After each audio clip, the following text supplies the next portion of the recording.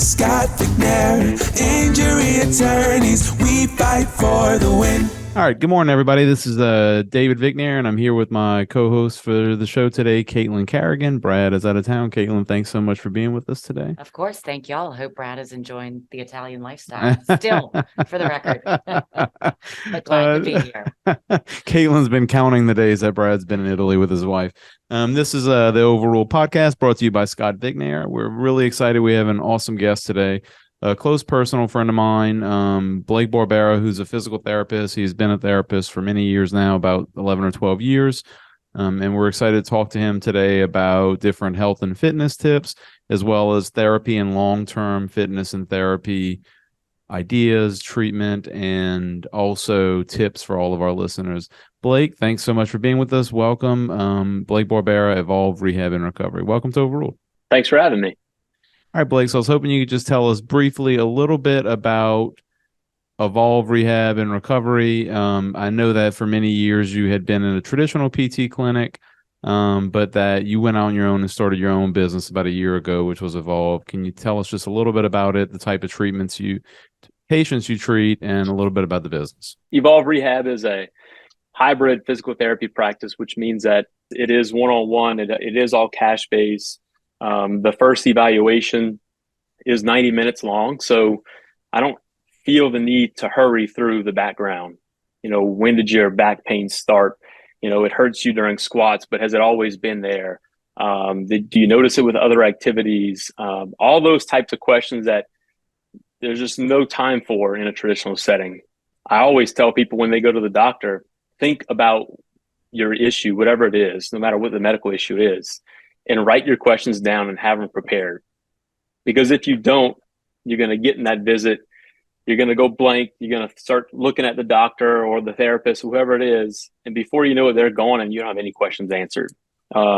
So in this setting, it allows people, I think, to get comfortable and be a little bit more vulnerable and, a lot of times speak from their heart. I mean, a lot of times, from my experience over the last year, there's so many things that hold people back from their fitness journey or their health that are not truly physical.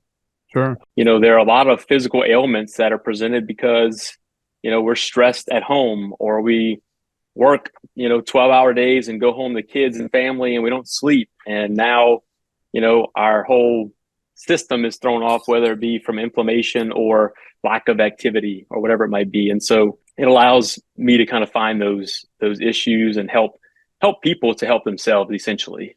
Sometimes it's not always a physical fix. I'm guessing too that what it boils down to is the model essentially allows you to spend way more time with each individual patient, and ultimately render better care. And so I guess my question is this a growing trend in the healthcare industry that you're seeing more pieces of it, at least from your perspective, that would have typically been an insurance-based model that are moving to cash pay?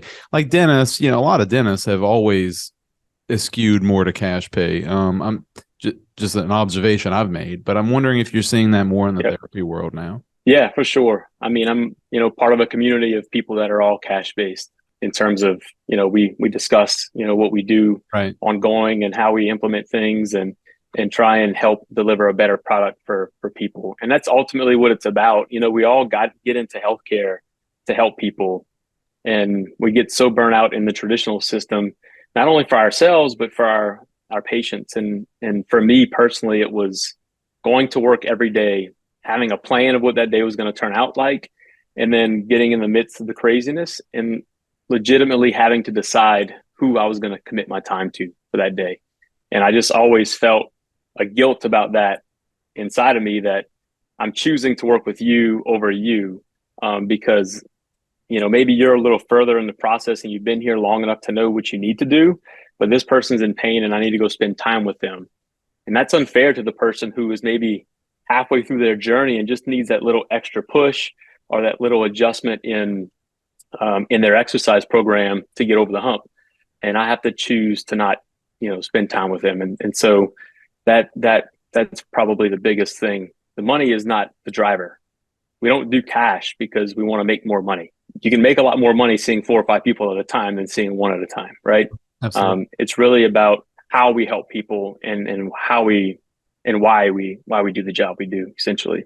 All right. Well, let's jump into health and fitness now.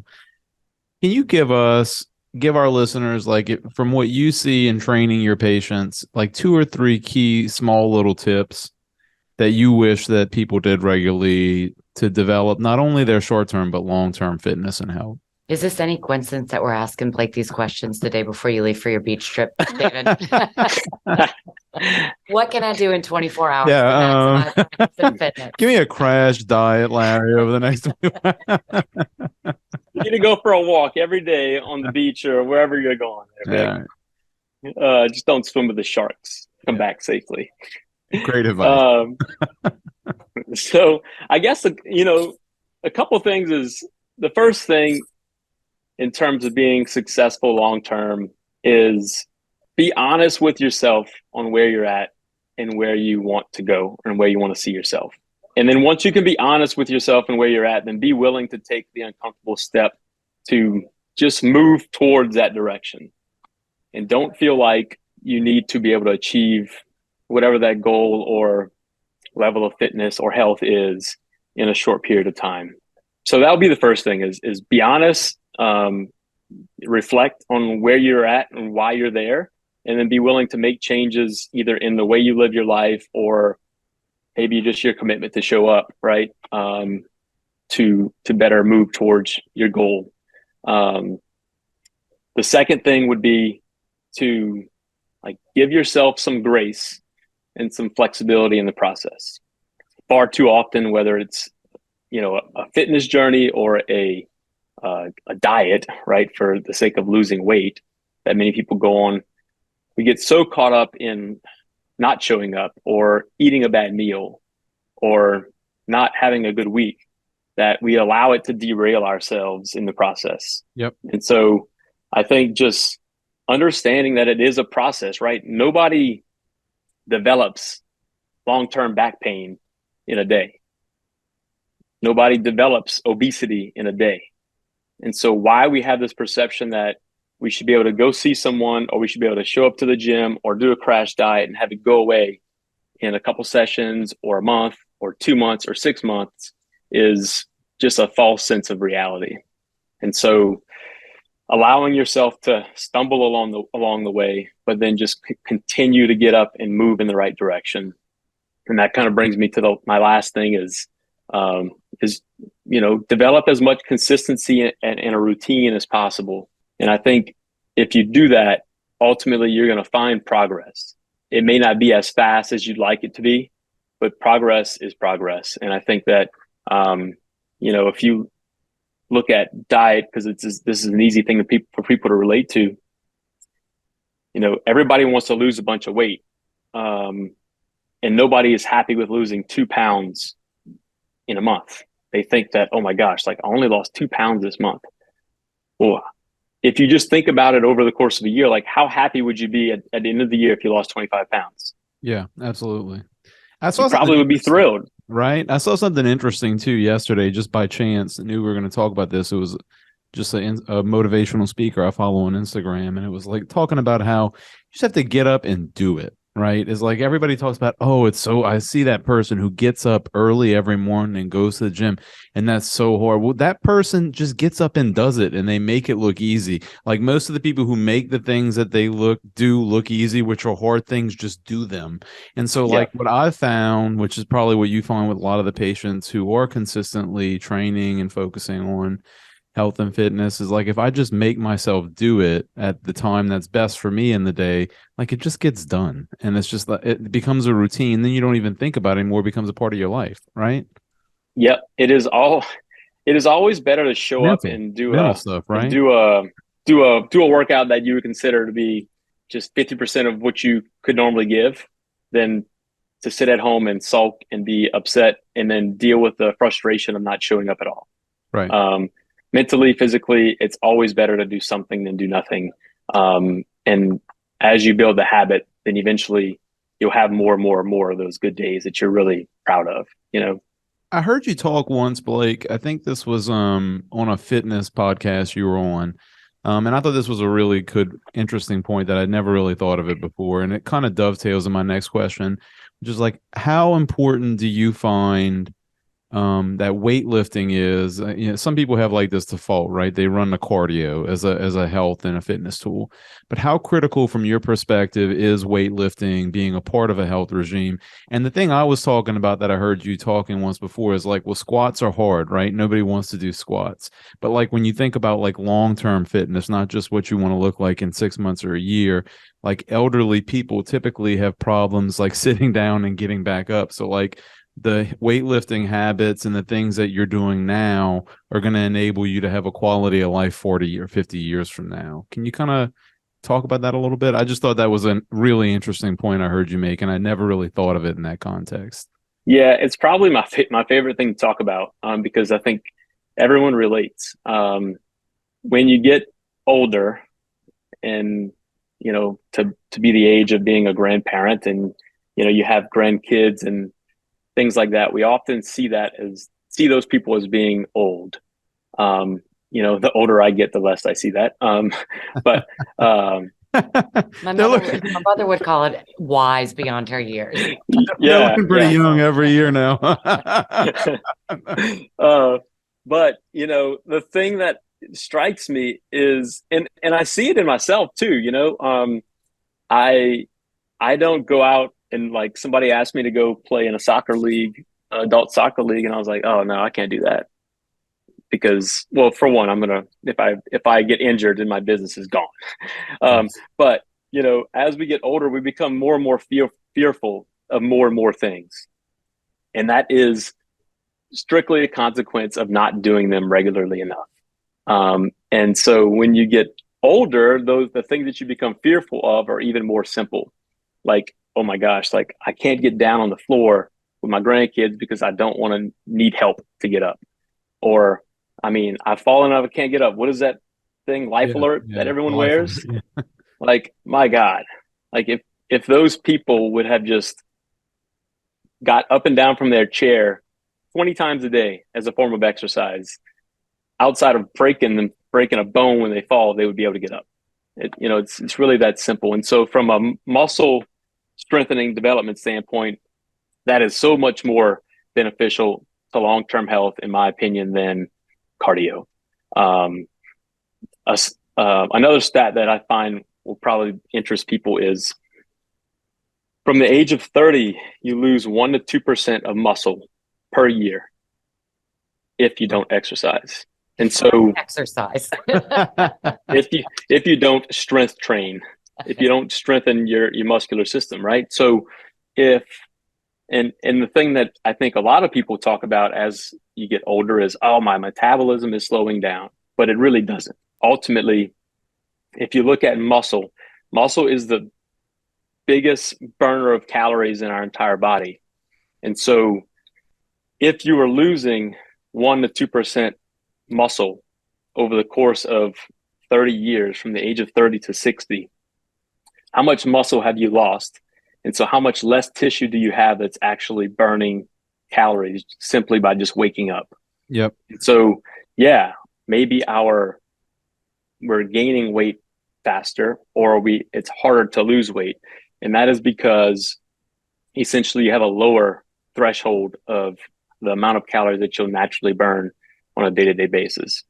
So not only is it beneficial from a functional standpoint, but from a health standpoint, it allows you to be much more healthy by having greater and greater muscle volume over the course of your life. That's a fascinating point. I didn't know that about muscle degrading at the beginning of age. I want to know that. That goes back to the tip about being honest about our journey, Caitlin. That's very true. That's a good stat to bring up in that hour. You have to reflect. Blake, what are 3 tips, like real simple tips that you could give to people for slight dietary tweaks that could make an impact on their caloric intake that you've seen in your practice that have helped others?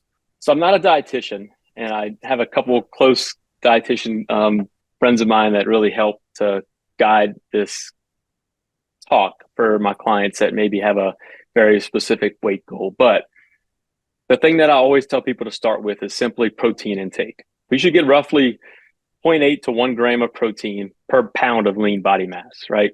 For example, a chicken breast is roughly 50 grams of protein. 6 ounces is roughly 50 grams of protein.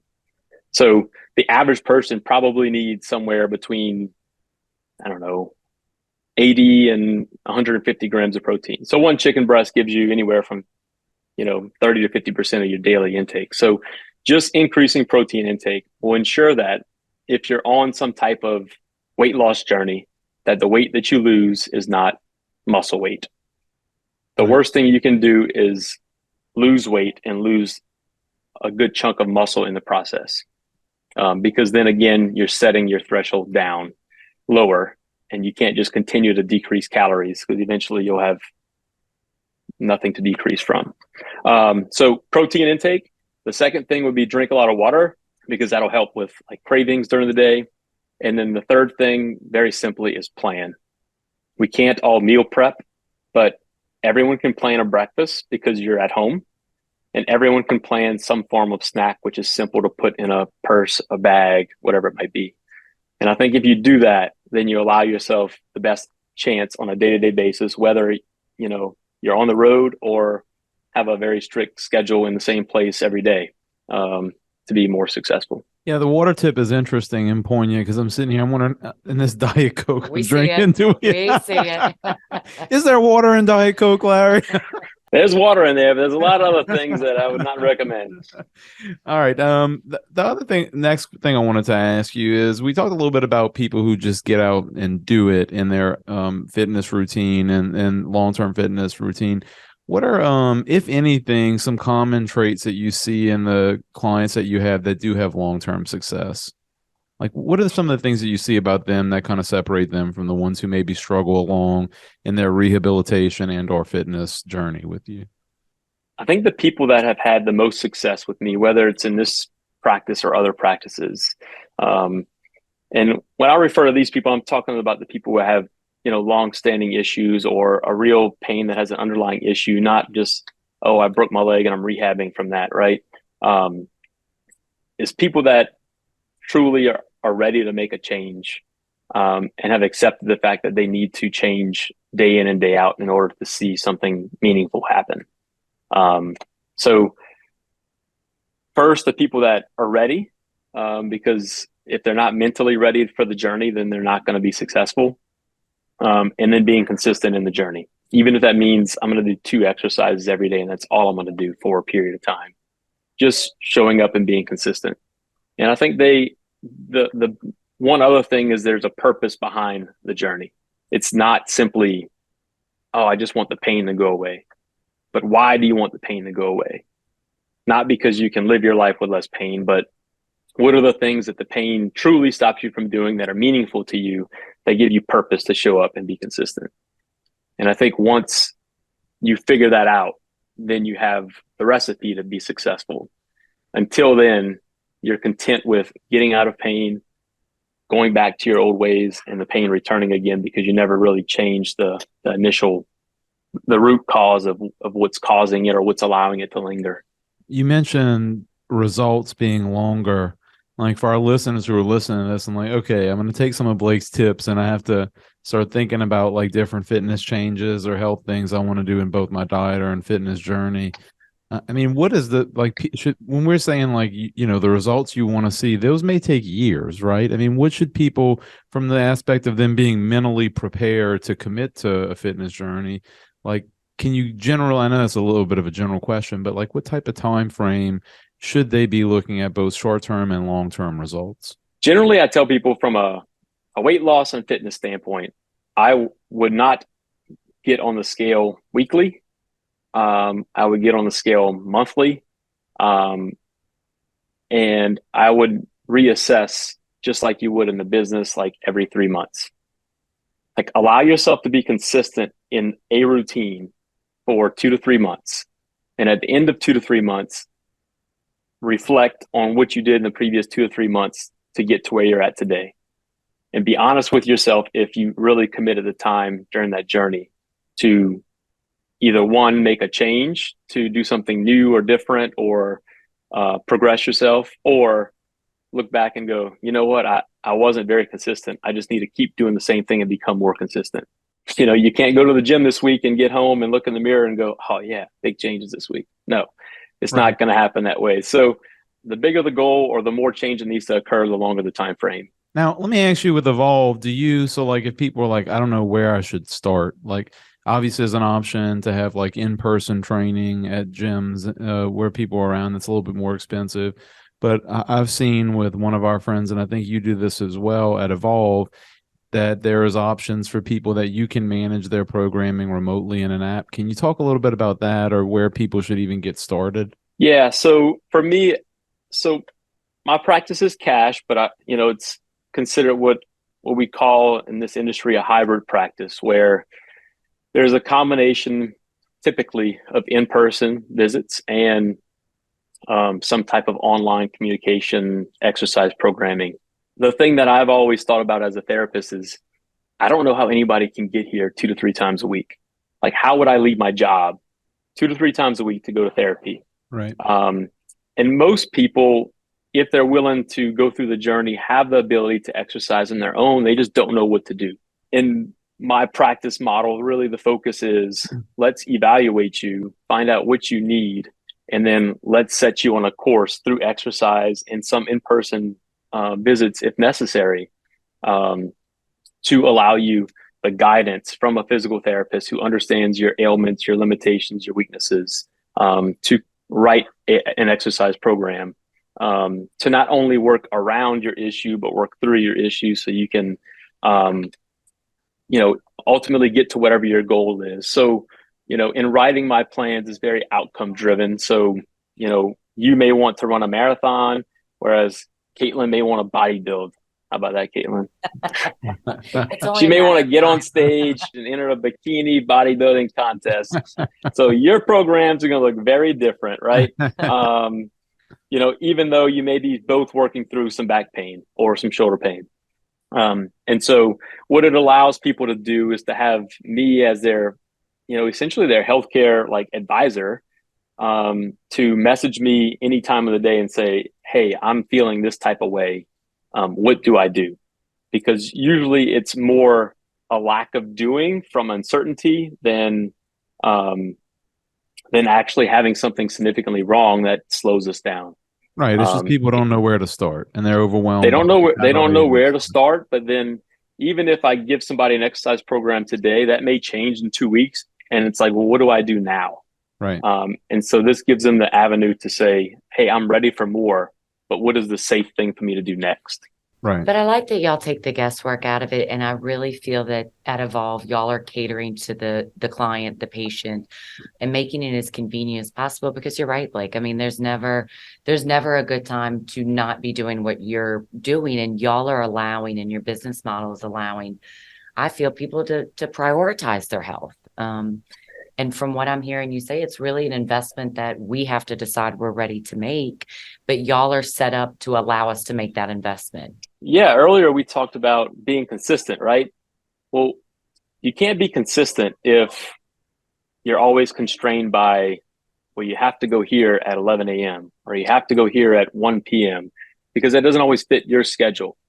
But in this situation, it's like, all right, I may not need to see you for 2 weeks, but over the next 2 weeks, you need to accomplish X. And then you, when you're ready, can create and prioritize a schedule that's right to address whatever the issue might be. Well, all right. This has been a fascinating discussion. I'm going to shift gears a little bit here, Larry, before we break the show. But this is a question we ask a lot of guests. What is your superpower? What is the one thing in your business that you think you do uniquely well that is kind of like a game changer for you? Besides getting me to a bikini bodybuilding contest. That would be a superpower in and of itself. The one thing that I think I do really well is that I am able to connect with people on a personal level. And that means that they can be vulnerable with me and tell me things that maybe they wouldn't tell other healthcare providers or family members, so that I can better help them. And sometimes that is just like the missing piece in connecting the dots as far as why they're dealing with a particular issue or whatever it might be. I mean, it doesn't matter whether you're super successful or you feel like you're in the gutter. Like, there's always a mental, personal doubt that occurs in the process. Am I good enough? Am I smart enough? Do I have all the answers? Is this what I should be doing in business? And when it's your personal journey, sometimes I think you don't necessarily have someone to kind of reflect on some of those things. And I think far more often than not, when we're dealing with physical ailments and we try and get better, I think we just need to find that root cause. And I think my ability to talk with people and make them feel comfortable and give them an outlet to discuss some of those things is just as important as all the education and information that I provide outside of that. Yeah, it's an interesting point. The more and more I read about different business leaders and people I respect and have become very successful externally, you would look at them and think they don't have doubts. They don't second guess themselves. They're the people who are routinely open and honest, either with like Forbes or Business Insider and some of those publications, about the fact that even after they become billionaires or wildly successful, even if it's not monetary, that they still suffer from imposter syndrome, that they still have second guessed themselves. They still don't have confidence and they have confidence issues. And you see that, right, not just in a business perspective, but also in people with their health. And with their rehabilitation process when they do have an injury, whether it's after, we deal with a lot of patients in car accidents for our injury practice or offshore incidents. So you're rehabilitating them, but you're also dealing with their health, and kind of that mental aspect is almost just as big as the physical, right? It is. It's interesting to watch rehab processes for people where they come in and they're so disappointed in their situation, disappointed that they tore their ACL, or they're disappointed that, they're no longer lifting weights or running or whatever the activity is because of this ailment. And, they almost feel like, they don't have anywhere to go or anything to do. And being able to provide support in those moments and give them motivation and to try and give them some perspective on their situation is sometimes a hard part of the job. But it's also most times the most gratifying part of the job, when you feel like you have time and can put the energy into each person individually. And that's what makes the job very rewarding, more than, seeing somebody, squat with a barbell or something. Right. All right, last tip for our listeners. Summertime, many people are going on beach trips, going on vacations, trying to get some reading in. Any book recommendations, your favorite book that you would recommend to our listeners? I'm not a huge reader. So I don't have this plethora of book options. But one book that I really... We just need one. You do know that David did write a book, so I would just throw out David's book and call I'm it an a author. day. That's right. A pizza social media influencer and an author. Thank you. When in doubt. Are you a lawyer anymore? Vicknair? I am a lawyer. No, but the one book that I always have enjoyed, and I really think it hits home in a lot of different areas, is Kobe Bryant's Mamba Mentality. It's a super simple, short read, and it just talks about his mentality from the basketball court to the way he shows up day to day for whatever the activity might be, whether it be rehab. And so I got this book after he died in the helicopter crash and read it, and it was just super powerful for just a mindset and how we should look at each day and how we should attack each activity or each attack the business, whatever it is, in a real focused and direct manner. And I just thought it was a great book that will always provide some bit of motivation moving forward. Awesome. Well, thanks for being with us today, Blake. Thank you, Caitlin, for co-hosting me. This has been a great discussion to talk about different health tips, dietary tips, and long-term fitness tips and goals that you have. You've got a lot of experience doing this. You've been doing this for over 11 or 12 years now. And also just talking about the cool and unique business model that you have with Evolve that kind of gives patients a little bit more personal attention than they would at a traditional PT and therapy practice. So thanks so much for being with us. Once again, Blake Barbera. That is Evolve Rehab and Recovery. We appreciate you being on Overruled. This has been Overruled with Scott Vicknair, and we're looking forward to seeing you next episode. Thanks for being with us today. Thanks, Blake. Y'all have a good one. Thanks. Y'all too. Scott Vicknair, injury attorneys, we fight for the win. Information is for illustrative purposes only and does not constitute tax, investment, or legal advice. Always consult with a qualified investment, legal, or tax professional before taking any action.